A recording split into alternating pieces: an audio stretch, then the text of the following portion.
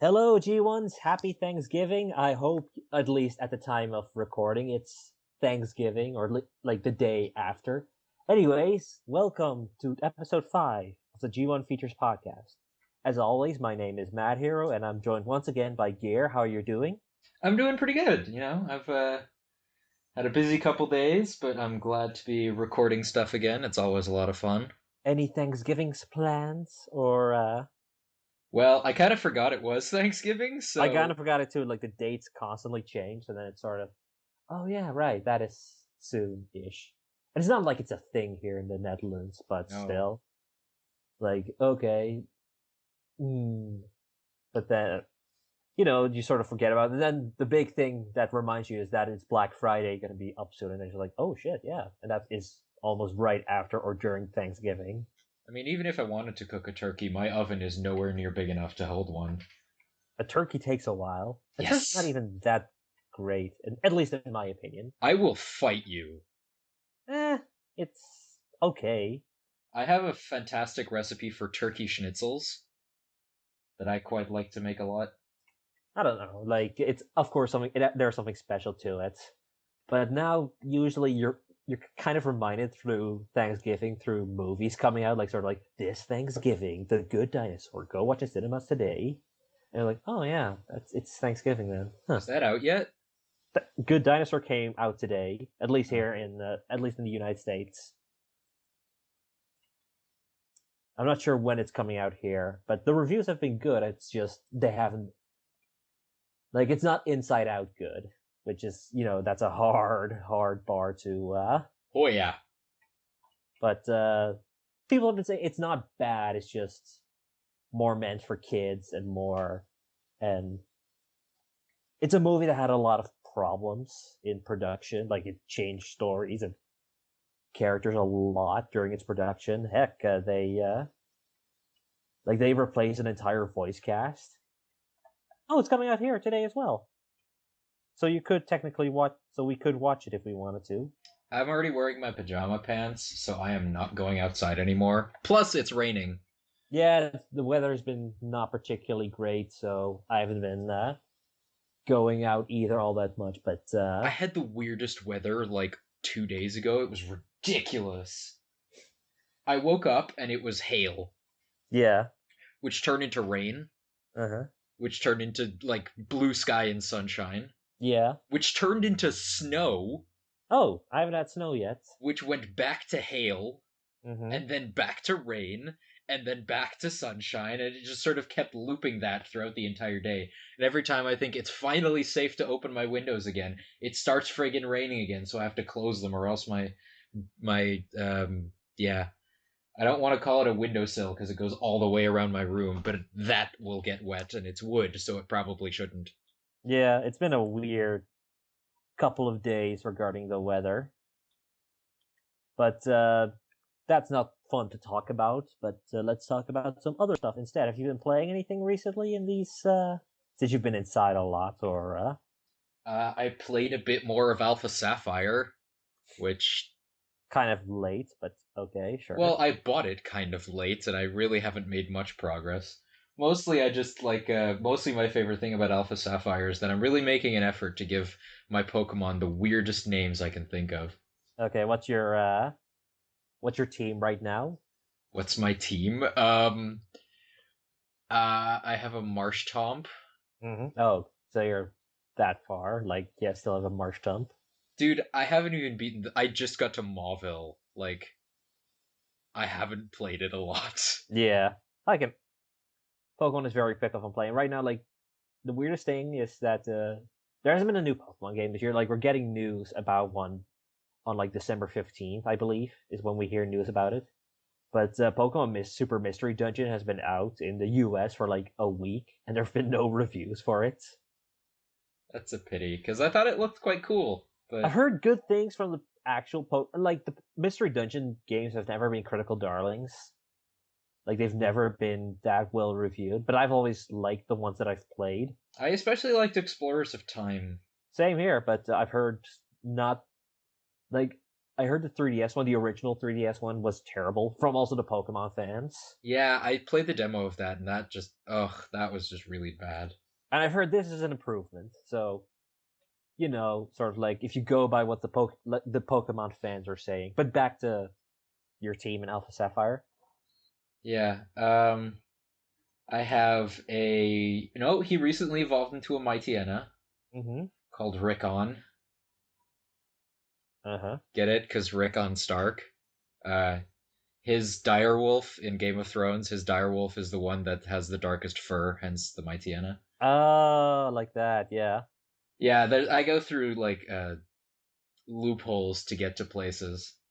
Um, it sometimes takes a couple steps to decipher my nicknames. Um, God, I don't even remember. I have a Kadabra. Mm-hmm. Always handy to have. I have a Ralts. Two psychic Pokemon needs more balancing. My Ralts is female, so it will turn into a Gardevoir, and I have named it Rule 34 bait. Oh god, Gardevoir is always Yes. yeah. Um, I have an Electrike that I have Mm. named Wow Such Dog. Uh All lower caps. Unfortunately, Comic Sans is not possible. no. Um, God, it's been a few days, so I don't even remember all of them. Yeah.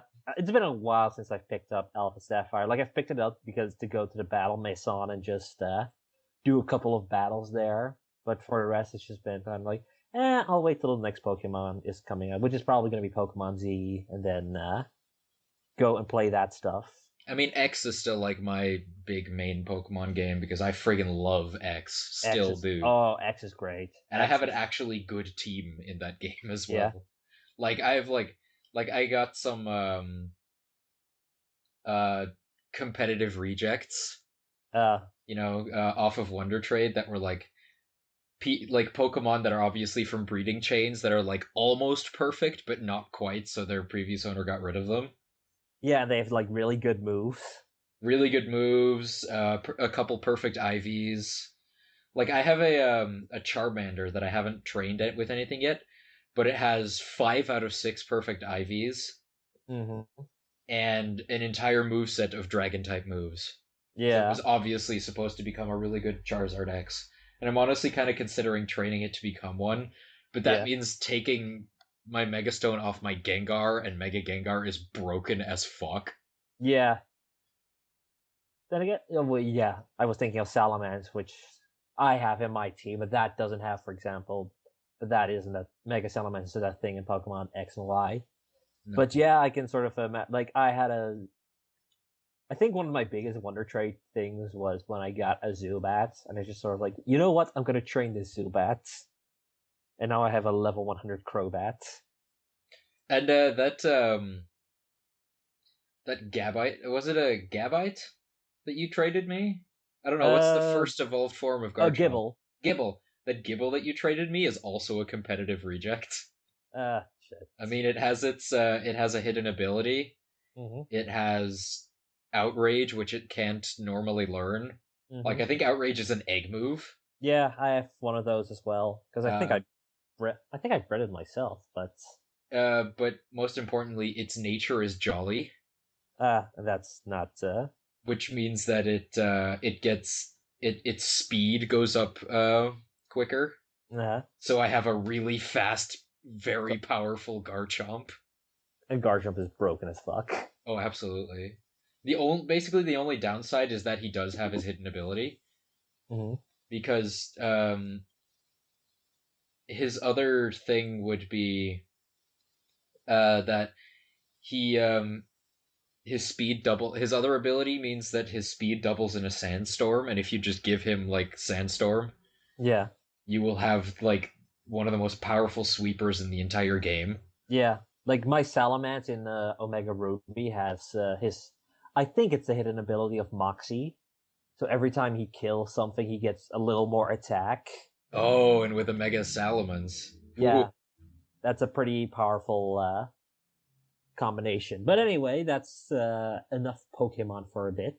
There's never enough. Well, that's I say that, but I already got really tired of the Pokemon games in the last gen. So Yeah, like with the last Pokemon gen, it's just sort of been it's stuck with the DS for too long. But that's kind of unfair in the sense that Pokemon Diamond and Pearl came out during kind of the beginning of the DS cycle, and Pokemon Black and White very much at the tail end of it. I Like Black and White, enjoyed Black and White more than most people, but I couldn't stand its sequel. I Black don't and know why. I just really didn't like it. I felt the same, and it's just kind of like, oh, this doesn't click with me for some reason, and that's a pity because I guess because like my main issue is that it's that I was story heavy, and its story is not good. And like Black and White, the original ones, they tried. Like they had, like they. It was surprising how much they tackled the mystery of, hey, you know what? Maybe this whole catching Pokemon and that stuff isn't good until they totally decided, nah, they're the bad guys. Yeah, So it was a decently compelling villain motivation. until they just completely screwed it over, and they're like, nope, he's evil now. And Yeah, then, it's just like you have to like compare it to say like Team Aqua and Team Magma. I like the characters of Archie and Maxie, especially what they've done in the remake. hmm But like Archie is just like this big buff sailor dude, and Maxie is a giant nerd. yeah, Um, but it's just like I sort of understand their motivation, but the way they're going around it is just really dumb. yeah, exactly. Just be like, we have to return the planet to its natural state because humans are ruining everything. Okay, I don't really agree, but fair enough. And that's why we're gonna flood the entire planet. Wait, what? Excuse me? Team Magma's plan makes a little more sense in the sense like, oh, we need more land for the population, all that stuff, and all that. It makes more sense than flooding everything. But Yeah. yeah. Anyway, trying to move on from Pokemon, I've been playing more Fallout 4. As you can imagine, super addicting. I'm level 25 now, and I have only just gone to Diamond City, which is like the Megaton and like well the main city in the game. Have you encountered any death claws yet? Two, yeah. Did you win? Once I won, and that's part of the game. Like there's like minor spoilers, but when you get your power armor, and you get power armor like really early in the game, like in the first 2 hours or so, you decide to follow the story a bit, and then you also immediately come across a death claw, and then you beat it, and that or at least are meant to beat it. And the second time, it was a pretty big one. So then I just used a stealth boy and went past. And then it was for a quest, but that one I did not beat as much as I left alone. Maybe you'll get back to it one day once you have like a super awesome, ultra customized weapon and can just kill everything in like 4 shots. I have some pretty great weapons. The problem is that they're all pretty heavy. So then I just go back to my hub town and dump some stuff in a crate, and then almost never get it back. Like I've got a fat man with mini nukes and all that stuff. I'm just like, you know what? Never mind. Because On it's the all other too heavy. hand, I have this pistol. Yeah, pretty much. And a very customized pistol. I do like the customization part, especially like when you get into it, is super addicting. I'm not really into the town building aspect of it. That's just not really clicking with me. But the actual customization and crafting of guns and armor, that's pretty fun. And that's really useful once you notice like the effects it has. So I've heard. Yeah, it's just about getting the right perks for it, and sometimes you're just like, I'm this close. And for the rest, yeah, like besides having played Fallout, I watched Jessica Jones. I think like most people, that came out a few days Yes. ago. So how far are you with it? I think I'm at. I think I just finished watching episode 3 last night, Mm-hmm. and I'm really trying to take my time with it, so really sort of be able to digest digest it properly because when when a lot of the time I like binge watch a show, I sort of start to forget details just because I watch so much of it that it all sort of starts to blur together. And Jessica Jones, I knew from the beginning was something that just sort of I knew I was going to really enjoy just because I like the character of Jessica Jones even from the comics, and the way they were going for it seemed to be like totally my jam.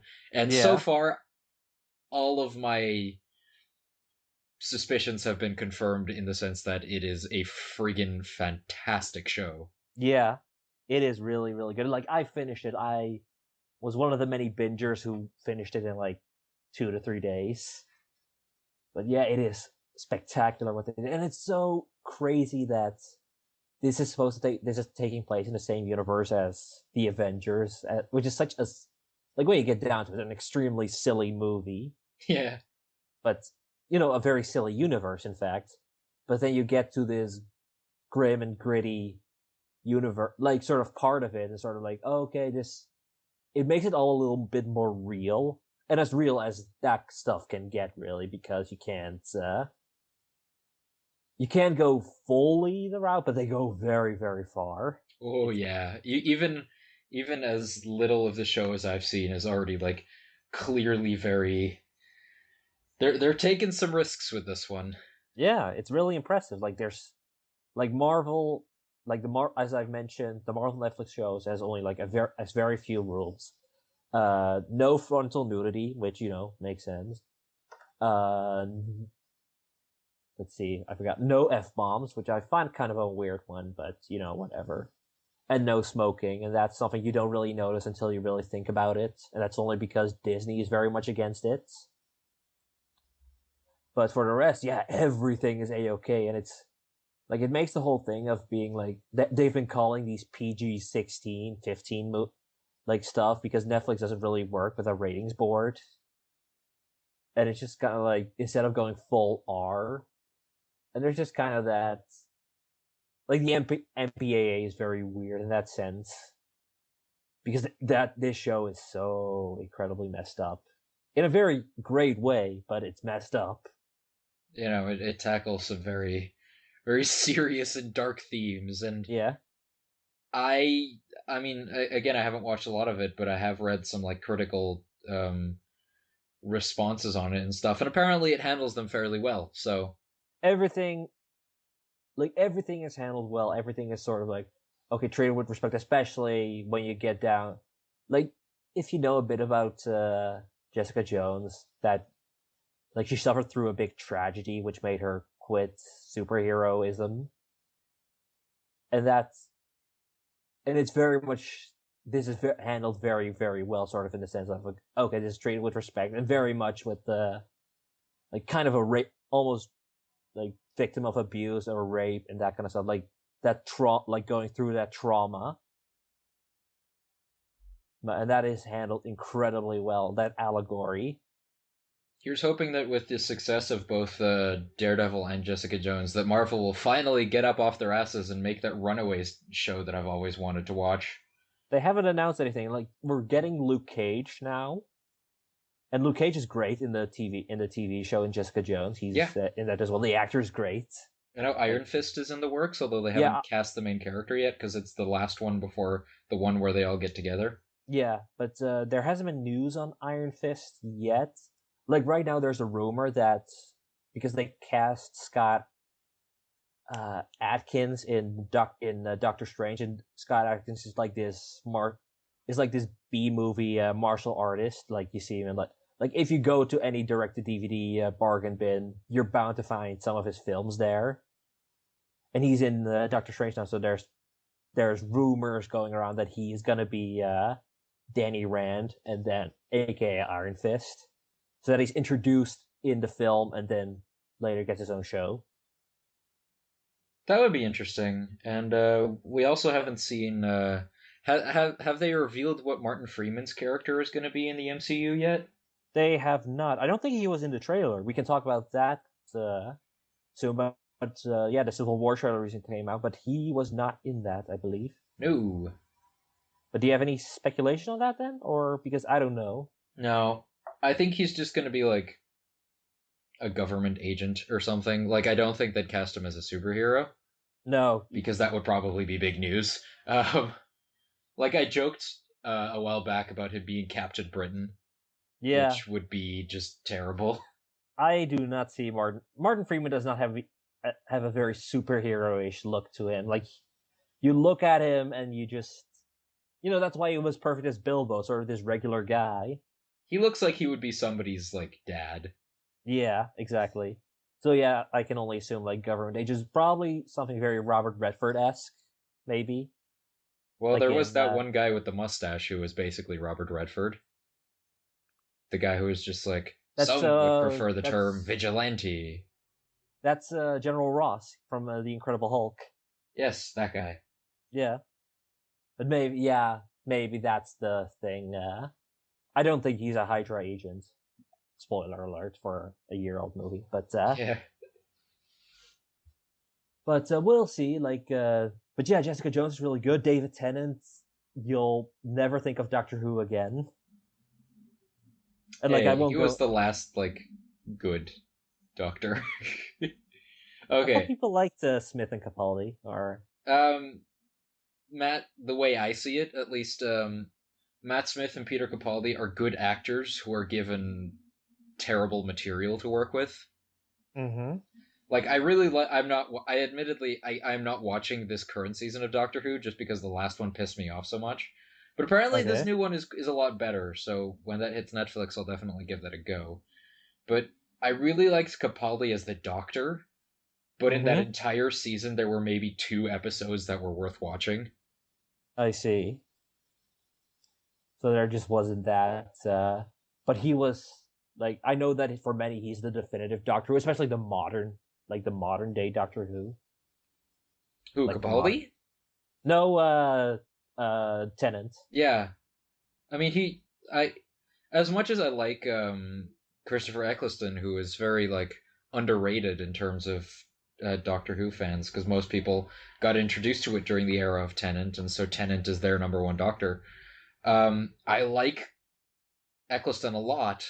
He gives a great sort of less wacky and a little more understated performance.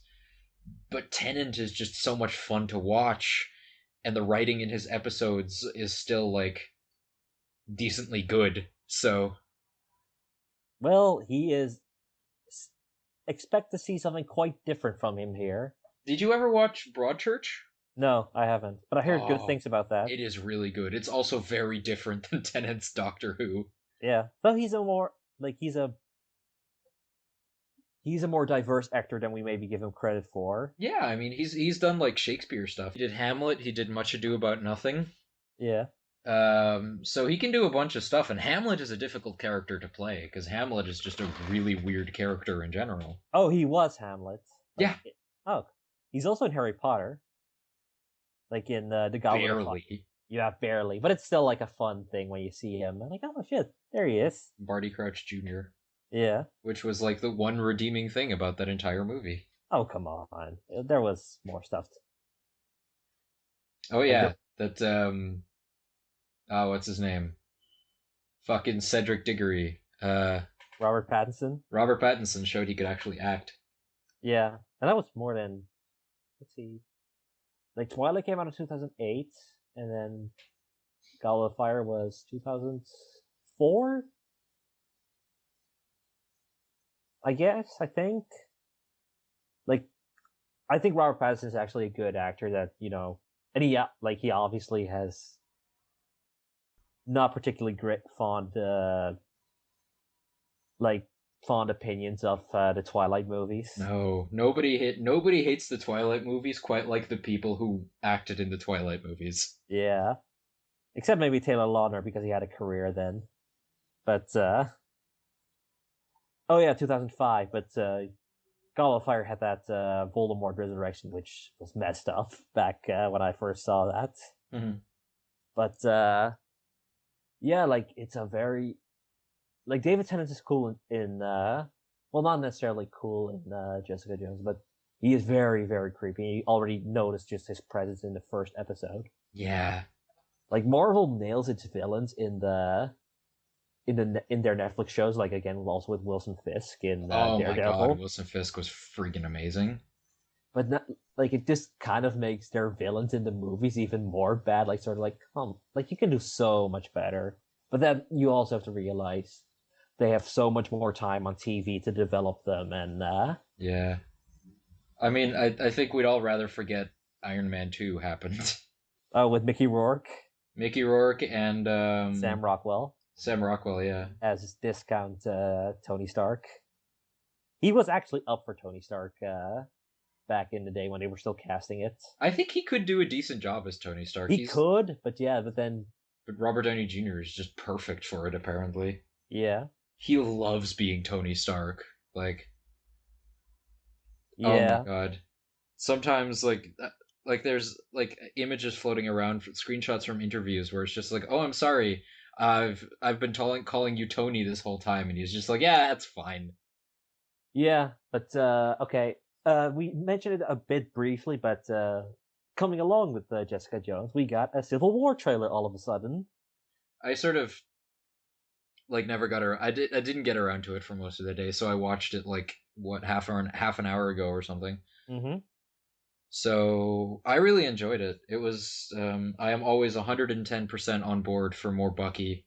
I Yeah, really like Bucky. it looks like he's going to be a big deal here. So then, like he was already like he was more of a soldier kind of character in the Winter Soldier. Ironically enough, sort of not really given enough development. Well, yeah, that's But kind of the point. He was that is kind of the point. Yeah, brainwashed.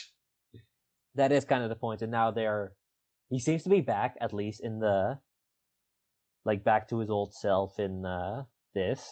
But it seems like he's going to be a big like it's very Captain America centric, and you kind of expect that.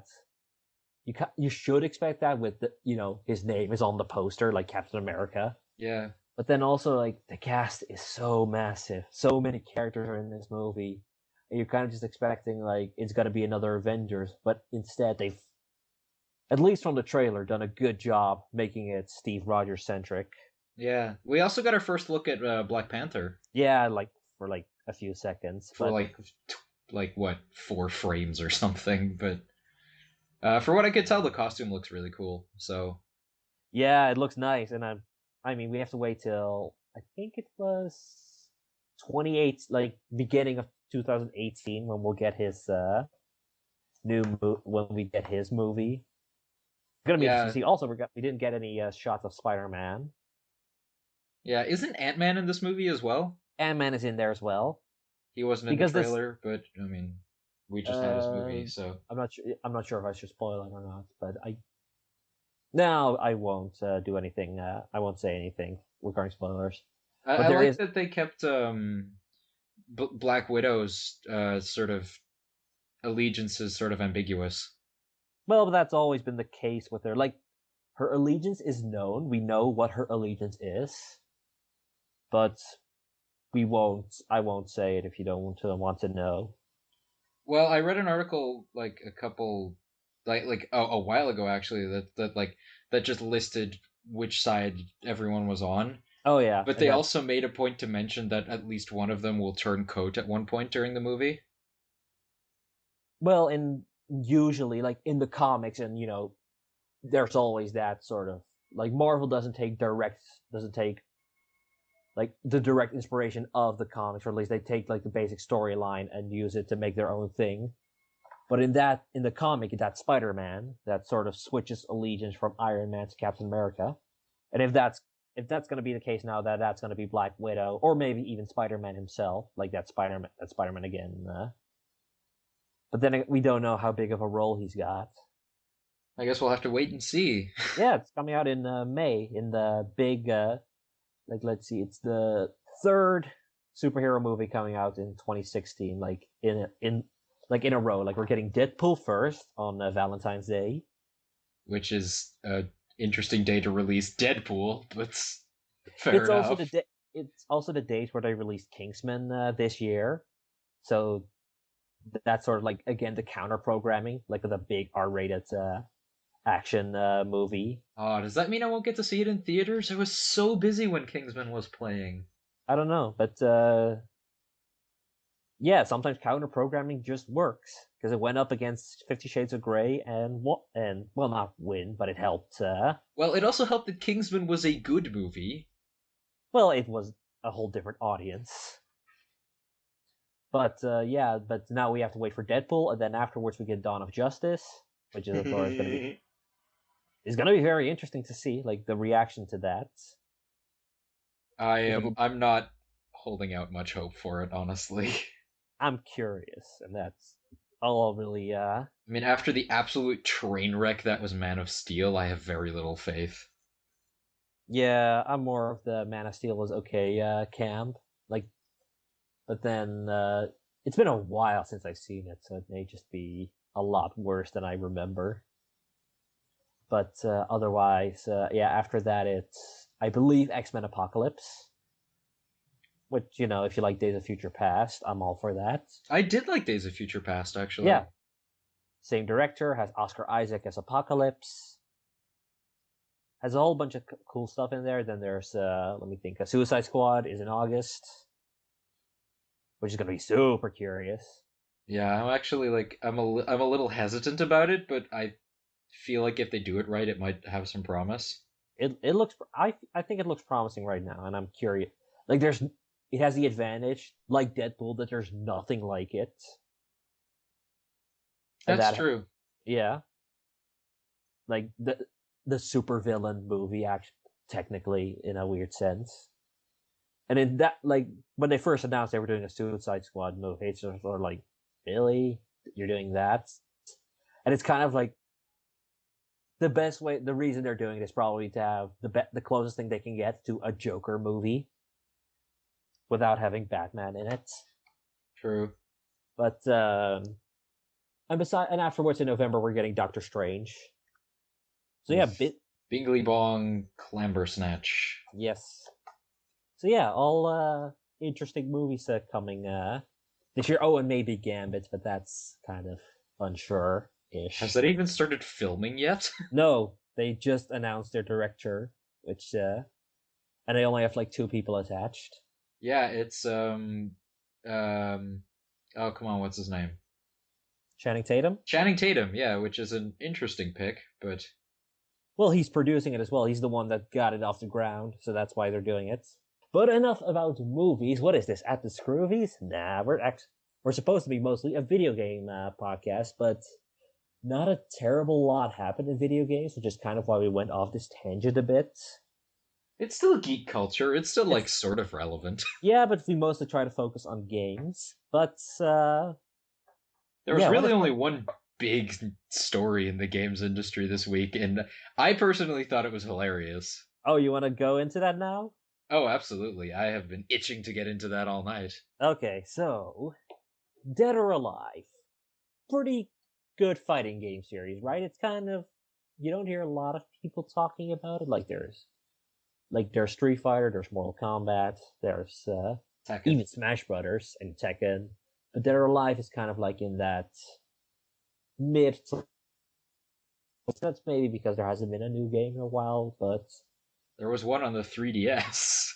oh yeah, Dimensions. That was like a launch game, wasn't it? Yes, yes, it was. It wasn't that bad actually, from what I've heard, or at least that maybe because it was very new at the time. Sort of like, oh, this is pretty well done for something that is on a portable.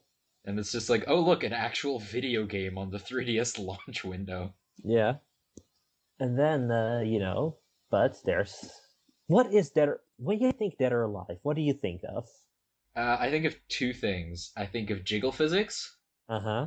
and I think of Tomonobu Itagaki. Okay, yeah, those are fairly easy things to think of. Yeah, mostly, yeah, the jiggle fetish. It's girls that are kind of, mostly there for fan service, which it got, which was brought to its apex with Dead or Alive Extreme Beach Volleyball. And so there was the first one, a second one on 360, and there was even a PSP one, because the PSP, of course, is was super popular in Japan at the time. But hey, did you know that the first Dead or Alive Extreme Beach Volleyball had Dennis Rodman in it? like the basketball player. What? Yeah, he was like voicing the guy that owned the island that had the girls trapped in. Was that Dennis Rodman? Yes, it's kind of perfect in a weird way. Okay, if it had to be like, okay, yeah, I can see it if it's him.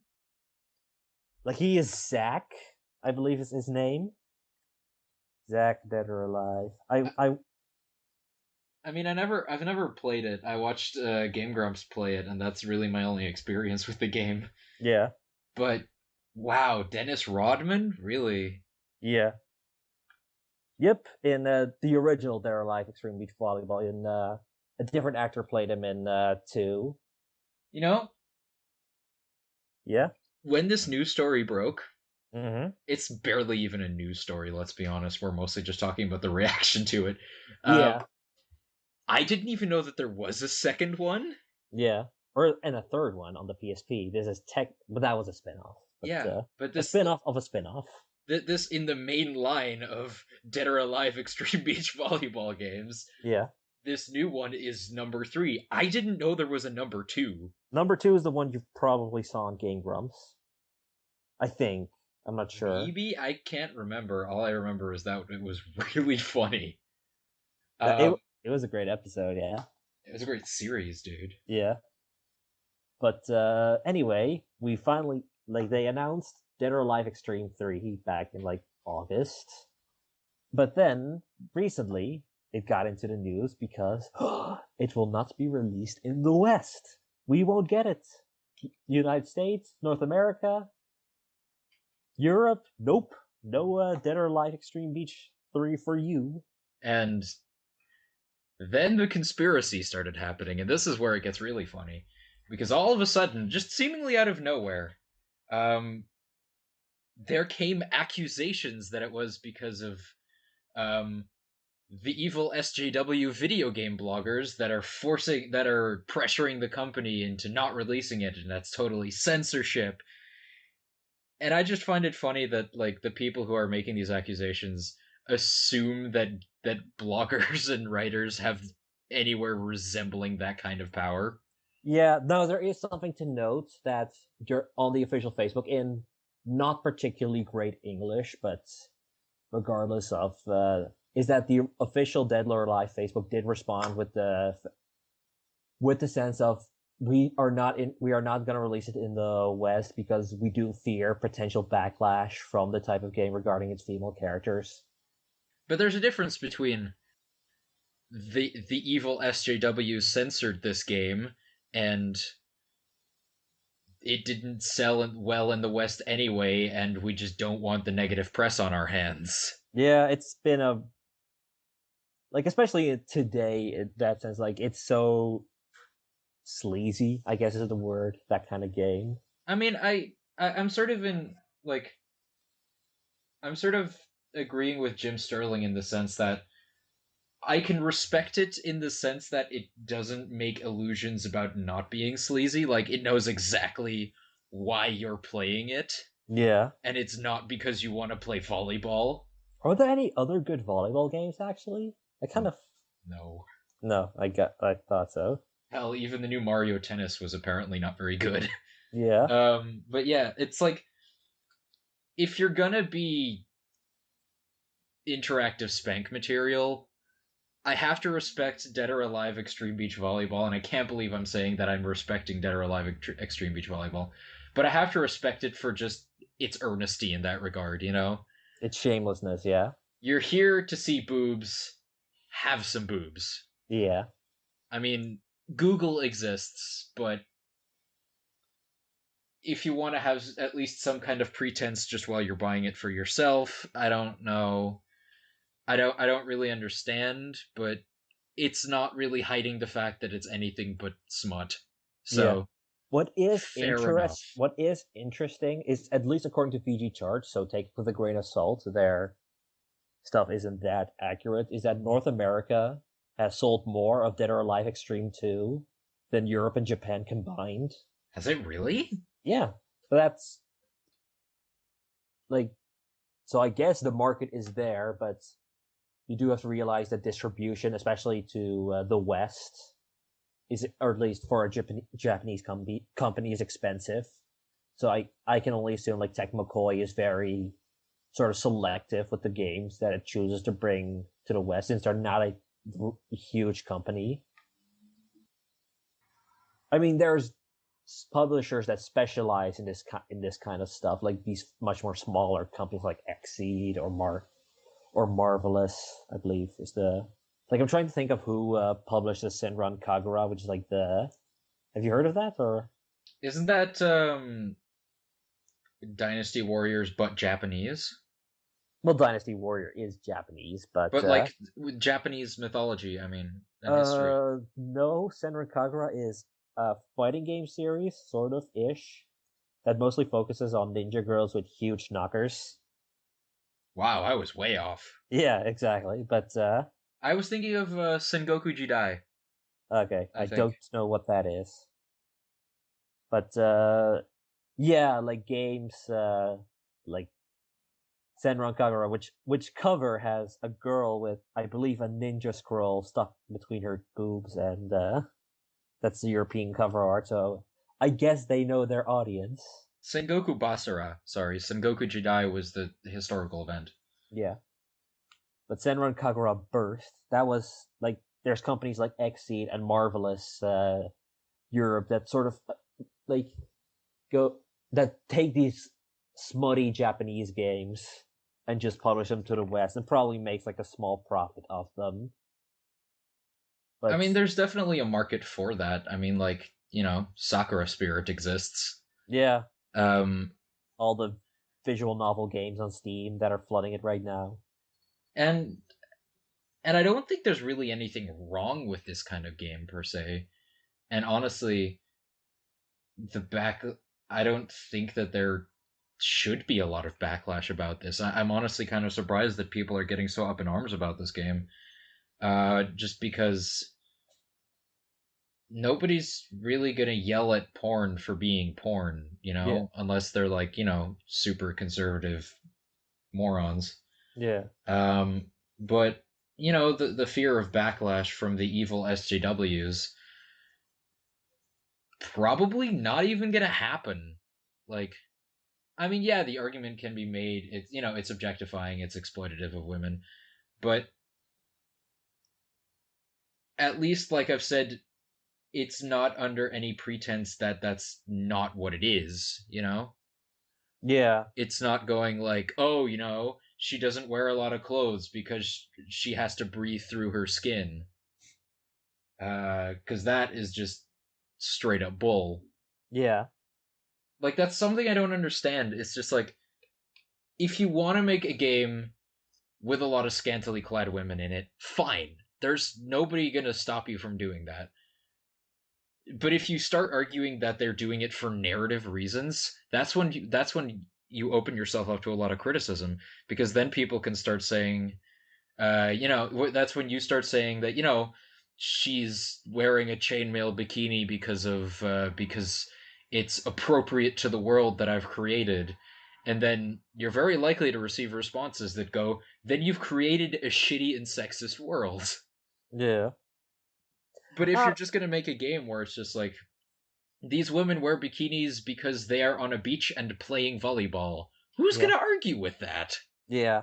But then they also do like weird, like I believe I think it's Extreme 2 or 1. Like they had like a stripper thing, and there was these all these sexually suggestive material in there. And there's also I believe in at least the Japanese version, they're underage, at least for Western standards.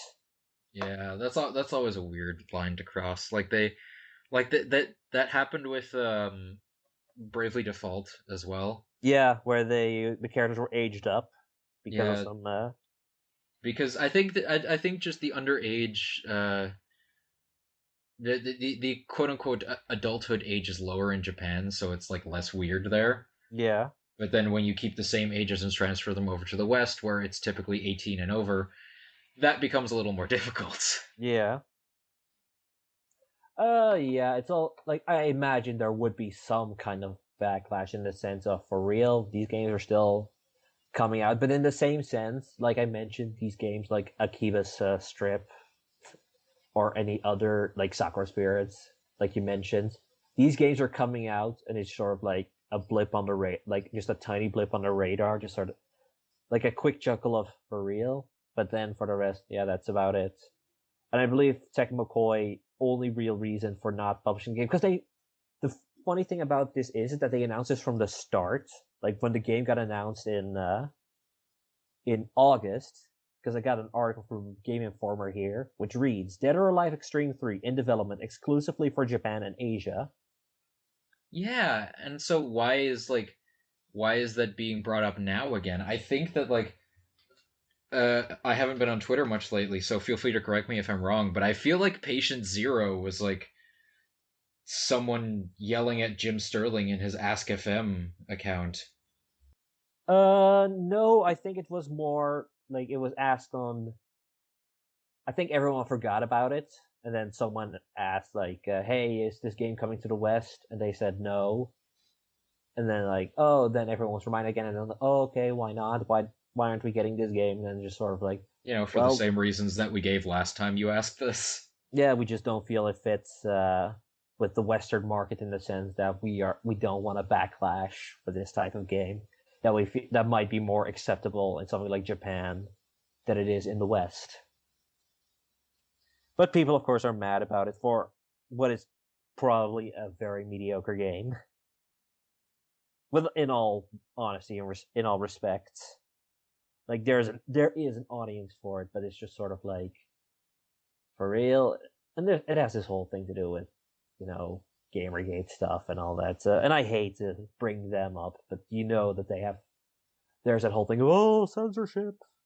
And then, just as a cherry on top, Play Asia, which Oh is a God, great site for importing things, I have to admit, have really started getting salty. yeah, Like they straight up tweeted out that DOA X3 will not be coming to the US due to SJW nonsense. However, we will have the English Asia version available, which is important to note. Um, Seems to just indicate that it has English subtitles, and that is all the English you'll get. yeah. It does seem like there's English text and subtitles, so it is. So if you are one of the people that wants Dead or Alive Extreme 3, you can. You can get it through import. The PS4 is region free. The Vita is region free. You can get it. It's just it won't be officially released, and you won't have to bother going to a store and looking awkwardly. Hey, can I have Dead or Alive Extreme 3, please? I mean, you have to pay a little more for shipping, but I it's mean, just it really makes me kind of sad because I've used Play Asia a lot in the past, and it's just like, come on, guys, you're better than this. it's really really dumb. Yeah, But now their Twitter feed is full of like sarcastic anime girl faces, and I'm just rubbing my temples like, seriously? Seriously? yeah. So yeah, let's. It's a very weird controversy going on right now, and let's just let it be for what it is. I can't believe that we're talking about Dead or Alive Extreme Beach Volleyball again. It Like, really is a slow news week when that is the biggest story right I now. think that's probably also one of the contributing things. Like, there is nothing going on. Like, people are playing Fallout, they're playing Battlefront, and for the rest, there's just been nothing really happening in terms of video games. And Call of Duty. Yeah, and Call of Duty as well. But there But is nothing going on except for a bunch of birthdays. that's true. Yeah, let's because November is of course the day most stuff comes out, primarily because of Black Friday stuff, because they want to because companies want you to have this in your hands before the holidays. So like the Sega Genesis slash Mega Drive had its birthday was it became 21 years old, I believe. I think that's It can legally drink in the US now. it can leak indeed. And then there's some other stuff. I think the Wii turned 9, the PS4 turned 9, PS3, I'm assuming. the PS4, the PS3, yeah, the PS, You said PS4 twice now. yeah, The PS3 turned 9, and the PS4 turned 2, and the PS1 came out in like March, I believe. But one of the bigger ones, and one that I talked about, is the Xbox 360, which Yes. was the first console of the seventh console generation, if we're not counting the DS or the portable stuff, which came out in 2004. But the Xbox 360 is now officially 10 years old, which is, that's always a nice age that, like, you'll probably stick with those two digits for quite some time, for 90 years, in fact. Yeah, it's like 10 is just like a nice round iconic number, you know? Yeah. And yeah, like the 360 it's both a weird console for me personally for just the sense that it was the first real non-Nintendo console that I got. Same here. Yeah. Because before that I was exclusively Nintendo fanboy. And then with the Wii there were these droughts where there just was nothing coming. And it was during the awkward stage where during the GameCube, which also had similar kind of droughts, maybe, I don't know, but I didn't really notice them because I just wasn't a big enough gamer at the time. But during the Wii, when I started getting more into video games, it became very noticeable. And at that point, I was just like, screw it. Most people are developing for the 360, and at that point, I realized, okay, these are very different systems in both like graphics, HD, and how they function. So that I eventually decided, you know what, I'm getting a 360, and now here we are. Yeah, I have a lot of fond memories, but also a lot of bad memories about the 360. Mm-hmm. Um, I got into video games like well into my childhood. You know, I didn't exactly grow up with them. It was more like an adolescence thing. And I started on the PC, you know, edutainment games. My first Same. real, quote unquote, real games were Star Wars Rogue Squadron and Star Wars Galactic Battlegrounds. It wasn't until much later that I bought an N64 with a bunch of games at a secondhand market, Mm-hmm. um, which I unfortunately had to sell. But I Yeah. did get a 360 in return, so that was really nice. I really liked my 360. Unfortunately, I got one of the ones that broke. Yeah. To its credit, it took a long time to get to that point. Yeah. Like a lot of red rings happened within like the first couple months. Mine happened after like 3 or 4 years, so it took a long time for me to have to finally retire that thing. Yeah. And I have a lot of fun memories of the 360 because it was just I I did a lot of like couch co-op games with friends, with my brother especially. Like one of my fondest memories of the 360 is just both of us sitting down one morning, turning on the 360 and just marathoning the entire Halo 3 campaign on legendary Mm-hmm. from start to finish. And we were going like pretty much all day. Yeah. And I think that's like pretty much one of the longest gaming sessions I've ever had, just because partially because he and I work very well as a team. You know, I'm very in your face assault rifle shotgun kind of guy, and he's more of a like Covenant carbine sniper rifle kind of guy. So we played off each other very well. But it was just it's a Halo 3 is like still a really good game, and it kind of pains me that I can't play it anymore.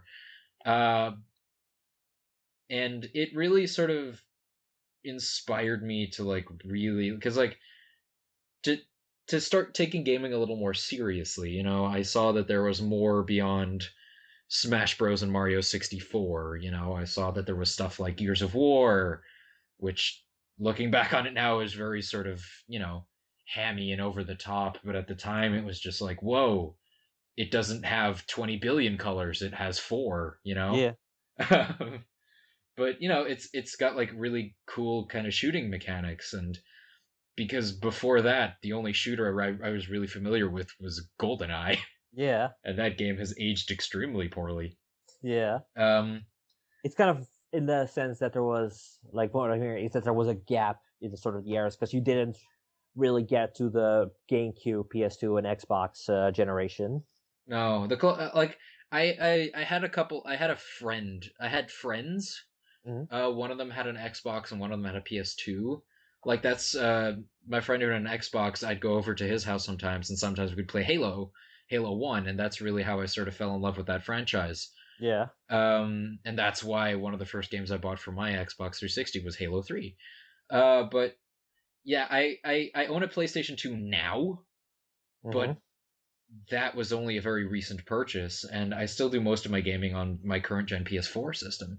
Yeah. But the Xbox 360, I played a lot of really interesting, kind of cool games on it that I still look back on. Some of them quite fondly, some of them I'm just like, maybe not. Like 99 Nights comes to mind. 1 million troops. In all fairness, that was the second one. But Yeah. 99 Nights, for those who don't know, is like Discount Dynasty Warriors. Yeah. It's made by Konami, right? I believe. Yup, Yeah. because Konami is Konami. Yeah. Um, it's yeah, I don't know. I just really liked having my Xbox 360. I never played it online because while I had it, our internet was just not good enough for that. Yeah. I didn't have an Xbox. My internet because it's one of the it's the Xbox Arcade one, which doesn't have the red ring anymore, but it's still one of the older models. But that one I never really put online either because you need an Ethernet connection for that, and my routers were always too far away. Hmm. So I never really bothered with online stuff until there were opportunities where I could plug it in. And we have to give the Xbox 360 a lot of credit because I think the Xbox 360 is partially responsible, I think, for the rise of indie games Yeah, because absolutely. that's where some of the first indie games really took off. You know, Super Meat Boy, Braid. That was like the Xbox Live Arcade was the place to get indie games before PC really became so dominant for them. Yeah, yeah, absolutely. Like Xbox, like especially like they already experimented with it during the Xbox era, but again, like they experimented with Xbox Live, like playing online Halo 1 and 2 there, and also they experimented with buying games digitally, but with the Xbox 360, they really hit that market really hard and gave that room to independent developers, like, for example, and it also helps that the 360 was relatively easy to develop for. Like, it's very PC-esque, which was also an advantage of the Xbox. I mean, yeah, it basically is a PC. Just Yeah. like that's where the name comes from. It's a DirectX box. Yeah. But yeah, you see, Castle Crashers got its big break there. Oh Braid got yeah. its big break there. And it is sort of that's where that was a big advantage for the 360, and that's also a way just how it completely changed the market. Because again, there's a lot of stuff that we see now that we just kind of take for granted with the PS4 and Xbox One era that the Xbox 360 really started, like achievements. That's the thing that they started. That was the thing that was so popular that Sony had to patch in their own Yeah. version of it, like the Trophies. trophies. Yeah, that wasn't a thing at the time, which is why I don't think Metal Gear Solid 4 has any trophies. And then let me think. Yeah, like the expansion of online, how that really became a thing through the 360, and just the way it took advantage of Sony's arrogance with the PS3 and really became the dominant console of choice for the gamer. Because the Wii had the whole market down, but the Xbox 360 had the gamer, which it's kind of how you look at it, how important that is in retrospect, sort of how it gave Sony and the whole gaming industry a true competitor. Yeah. Because Like it was PS, affordable. That was the yeah, big thing. It was like it was just in the sweet spot of like it focused more on the slightly more hardcore audience that the Wii was had sort of um moved away from, and it was more affordable than the PS3, so it was it just wasn't really $599. yeah, it was I think like what it was like $100 cheaper than that maybe. I want to say it's 400, but let me check what the launch price. Either way, it was like way more affordable than the PS3, and just it was it was basically kind of what the PS4 is now, you know. Yeah, It's just it was like the go-to console of that gen for like that's basically where you're going to get yeah, the benchmark experience for non-exclusive games yeah. is. It was $400, by the way, so it was a whole $200 cheaper than PS3 was, Oh, would which you is look at quite that? It's even which is better. quite a gap. But yeah, the Xbox 360, like, it doesn't have a whole lot of exclusive, at least not anymore. Like a lot of its exclusive have since moved on to PS to PS3 and PC. Especially, more recently recently we saw Super Meat Boy finally coming to Sony consoles. Yes, with a But whole new soundtrack. yeah, but yeah, the 360 was an interesting game for me, but was an interesting system for me, and especially like the model that I have still works today. I have a whole bunch of games for it. I had a whole bunch of games for mine. Yeah, and it just feels weird to think that it's still being supported in a weird sense of way. Like we just recently got the Rise of the Tomb Raider like Rise of the Tomb Raider came out on 360. Before the PS4 version, Wine. Yeah, but that's pretty crazy to think about. That's 10 years after its release, we're still getting games for it, and not just and not the sports games like FIFA or Madden. Yeah, like real actual games. Like the PS2 can't make that claim. Like it had big games for quite some time. Like Persona 4 came out in 2008, but yeah, the Xbox 360 just kept going and going. And granted, this is probably the last year that we'll see that. I think now we've well and truly moved on. Now we can really call current gen. Exactly. Because that really sort of annoyed me. Like a lot of last year, people were still saying next gen, and it's just like they've been out for a while, guys. Yeah. But yeah, the Xbox 360, and what's probably like for you an exclusive that really stands out for you is Halo 3. Mine is probably the Mass Effect games, even though they are one of the many games that moved on to PS3 as well. But And PC. yeah, and PC. But I think the first one was also on PC, and but anyway, they were big, important games to me for the console that made me want to get it, and they're incredibly great games, a great trilogy that, well, two really, really good games, and one that is close to greatness. Don't start this argument again. We've had it so many times, and I, it's been I, so long. I don't know how you feel about that ending anyway, but I never played Mass Effect 3. yeah, okay. But it's one of those. It's been way past done with that argument, but and also like if we're going true exclusives, Fable 2 is a really, Mm, really good game. yeah, definitely my favorite Fable game. Yeah, mine as well. I mean, And I've only played 1 and 2, but I like 2 a lot more. yeah, and Lost Odyssey, which is a very underrated JRPG. So I've heard, yeah.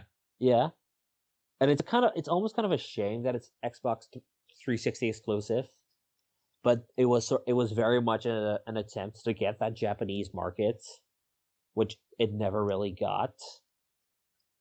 But yeah, Lost Odyssey is just like it's the best Final Fantasy game of that generation. And If you don't like, because the game is so Final Fantasy, it hurts. Like I think what's its competition? Final Fantasy 13. yeah, indeed. Anyway, let's move on now because we had plenty of discussion now with both of these things. But let's quickly talk about the games coming out in December because December is upon us, and this is usually the time when game releases slow down quite a bit. Like November is the big one, and then the second one, and then almost immediately afterwards, after Black Friday and all the Christmas shopping is done, December slows down quite a bit. There's about, I think, like 2 major big releases in December. I'd say three, but let's just quickly talk about them. Like probably the biggest one, Just Cause 3. That's Yes. Oh, I love Just Cause 2 so much. I'm so excited. I've seen a bunch of gameplay videos for Just Cause 3, it's and been a I long time hope coming. it lives up to the hype.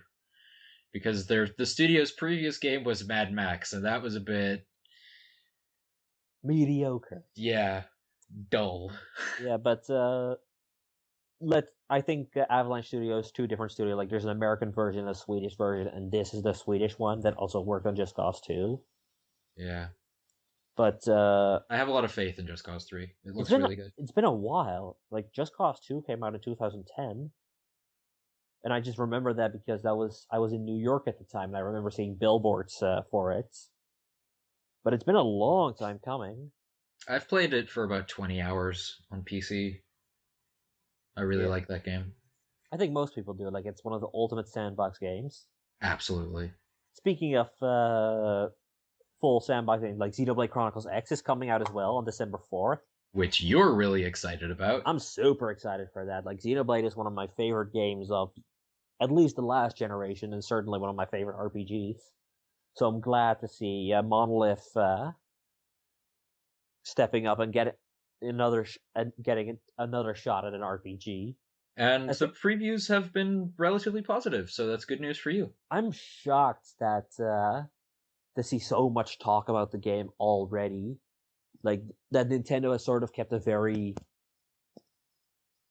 like sort of a very weird embargo. Like they can't post reviews quite yet, but they're allowed to very openly speak about the game. At least that's what, and that like there's even let's plays on it already, Yeah.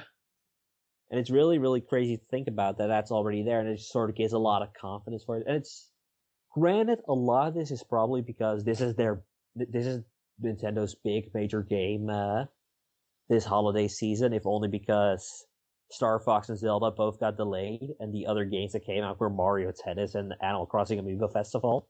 Yeah. There was nothing, so this is probably like they're really hyping this one up. But I'm glad they're giving everyone the time to really focus on it, and this is a game I've been excited for ever since its announcement, and now I'm just waiting to play it. For the rest, we've got Rayman Adventures, which is the 20th anniversary game, which is going to be exclusive on iOS and Android. I mean, really, for a 20th anniversary, and the best you can do is a mobile game? Like, that's, like, admittedly, Rayman didn't exactly have the best years with the Rabbids thing, but Origins and Legends were friggin' fantastic games, and I was really hoping that Rayman could make sort of a resurgence. And so you're celebrating his 20th anniversary with this? I mean, come on. Yeah, in the like Rayman is a very influential franchise for me. That was, along with Pokemon, one of my childhood games, especially Rayman 2. But at the same time, like you kind of have to realize that this is like Rayman is very much a cult, more of a cult thing, even though he is still officially Ubisoft's mascot. Hmm. But I'll take it. It looks fun, and the Rayman mobile games have actually been quite good. Yeah, but still, for the 20th anniversary is kind of like a big milestone, eh? Yeah. So you'd think they'd do like a proper full release. If it's any consolation, all the old games are on GOG, so you can get them there. Yeah, though the PS2 version of Rayman 2 is the best one. Oh yeah, absolutely. I have That it. one is great. I And also have then the N64 version for some reason. oh yeah, Rayman 2 got ported to everything. Got ported to the friggin' 3DS.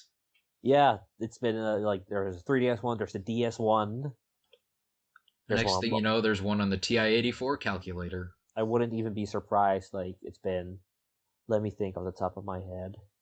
N64, PC, Dreamcast, play PS1, DS, 3DS, PS2. the PS2, and yeah, mobile as well. So it's already 8 different systems where you can play Rayman 2. And And yet all they of them, keep porting the N64 one and not the PS2 one. yeah, that's a pity. But you can do far worse. You can do the PS1 version, which is not good. But the other big game, well, big being relative, is it's not Lightning Returns. It's Devil's Third, which you know, if you're into that stuff. If you're like willing to waste money on it, then sure. Yeah, Because it's a that is a game that is like worth playing, but not for full price. yeah, pretty much.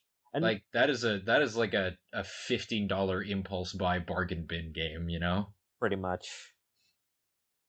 And yeah, like it's been out in Europe for a while now. With one of the saltiest Metacritic user review sections I've ever seen.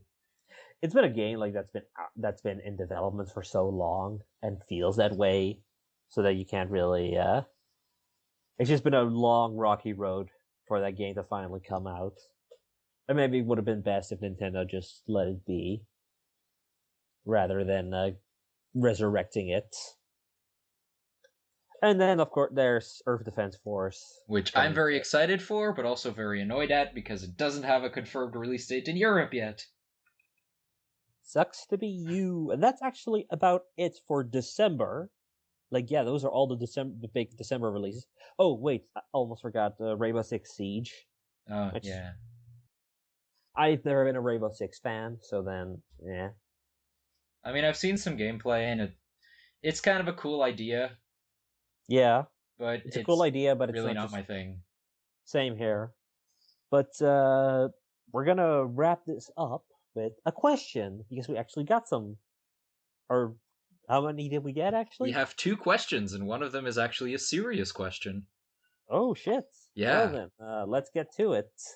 We'll start off with the funny one, which is from, of course, the Stickman. Who else would it Of be? course, Which is, how much is a pint of milk?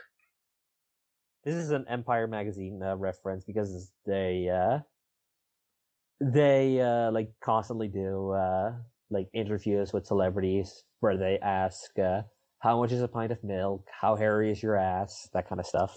I would not have known that, so thank you for that. So you have context now. I'd But say a pint of milk costs about 7 potato. I was going more for a euro, but sure. 7 potato seems about right.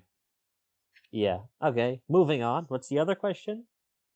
And now, the other serious question from I'm a Demetal is, which classic slash dead series do you think deserves a reboot the most? That's a good question, actually, because I'm kind of like there's a whole bunch of franchises that I'd love to see come back, or just games that I'd love to see get a second chance. One that I'm thinking of now is Legacy of Kain. I was gonna mention that, you jerk. Sorry, it just came up to me all of a sudden because I'm reminded of Dead Sun, which was that 360 PS3 game, which looked really, really good for a 360 PS3 game to come, like that footage that was leaked on NeoGAF. Yeah, And it's and been so long since we got a proper Legacy of Kain game. Like, there's the Nosgoth multiplayer thing. yeah, but that doesn't really count. But that's a game that I'd love to see come back, especially with IDOS Montreal, who made I'm busy with the Deus Ex games like Human Revolution and now Mankind Divided. I'd love to see what they could do with Legacy of Kain. For me, I'm gonna go with Star Wars Rogue Squadron. Really? Yes, I love the first one, and they made two other ones, which I don't know were as good, but I'm hoping that with the success of Star Wars Battlefront, we'll be able to get a really good a new really good Star Wars themed flight sim dogfighting game, because I know there Yeah. is dogfighting in Battlefront, but apparently it's not that great. So Yeah. I'm hoping that a game exclusively devoted to that concept will put a little more effort into it. Because I've always really liked flight sims. You know, one of my early favorite games on my 360 was Blazing Angels Squadrons of World War II. I played that game a lot. By the way, don't buy it on PC unless you have Windows XP. Ah. No amount of compatibility mode will make it work. I learned Yeah. that the hard way. Um, but yeah, playing the first Star Wars Rogue Squadron on PC, I used a joystick for it. which for like that extra level of immersion, you know. Yeah. I can see that being really awesome. Like they could, there was a lot of story missions involved. They could do kind of like a multiplayer mode on top of that. They could do they could do one that ties into the new Star Wars movie. Who Yeah, knows? I think especially that with the new EA deal where they are making the Star Wars games now, and with them resurrecting Battlefront, it's something that is in the possibility of happening. Because you can only imagine like that EA looks through the Star Wars game archives and goes, okay, what has been like one of these big Star Wars games that we can do a lot of stuff with and expand on, and maybe like that people have fond memories of. Because I can also imagine that they're probably going to ask BioWare to make a new KOTOR. That would rule. At least that's what I can imagine, like especially because they own BioWare. But then let's see, like I'm trying to think of some EA studios, but they all close them down. Yeah. So One interesting thing I'd like to mention regarding another game that I played a lot when I was younger and still do to this day, actually, is a while ago, uh, an HD re-release of Age of Mythology came out oh yeah, that on was like Steam, a few 2 years ago or something like that, or a year ago. and there's new DLC in development for it. Huh? That's Yes, that's weird. if memory serves, it concerns the Chinese pantheon. Okay, interesting. Yeah, they released a batch of new DLC for Age of Empires 2 HD a while back. That is apparently quite good. And it was like really fleshed out. It added a whole new campaign to the game and everything, not just like extra races, extra factions to play in the multiplayer. Interesting. So I'm hoping the same will happen to Age of Mythology HD because that is a game that is very close to my heart. Is still a lot of fun to play. It looks okay. You know, you're not going to get a nice visual fix from that game, but Yeah. it had a couple of really cool ideas for an RTS. So, and as bad as I am at RTSs, I still do enjoy playing them. Yeah. Let's see. What else would I bring back? Make a new F-Zero. Like F-Zero has been gone since 2004. Like, make a new one already. If I And may then, give one more, and then we'll round it off. mm-hmm. Time Splitters. Oh yeah, the whatever happened to that semi remake thing? Like Time Splitters Rewind. I'm not entirely sure. I believe they got the thumbs up from Crytek to do it, but after that we kind of heard nothing. Yeah, but yeah, I finished playing Time Splitters Future Perfect on PS2. I think like a week and a half ago.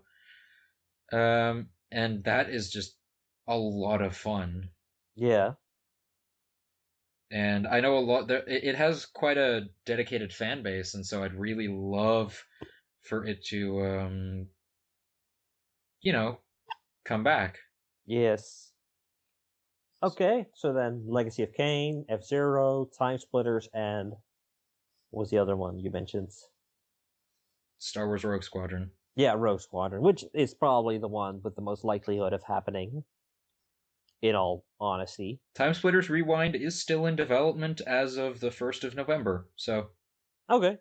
So then it's still going on. It just had there hasn't been much news of it in a while. yeah. Okay, I think that about wraps up the new G1 Features podcast. As always, we'd love you to subscribe to G1 Features. We do a lot of cool stuff at the Scroovies, the G1 interviews, the VG Batsu is still posting stuff there, and all that good stuff. You can follow me on Twitter at the Mad Hero. So that's the and then Mad Hero. And where can they follow you? You can find me on Twitter at Gear12_Turbo, where I will inevitably make fun of something you like. So have fun sending me angry messages about that. You know, I always say that, and then nothing ever happens. So that's a bonus for me. Exactly. It's always fun, like when you don't have internet fame, where you can just talk shit however you want and as long, and usually no one cares except Yeah. maybe your friends. But yeah, that about wraps it up. I hope you enjoyed it and have a good day. Goodbye.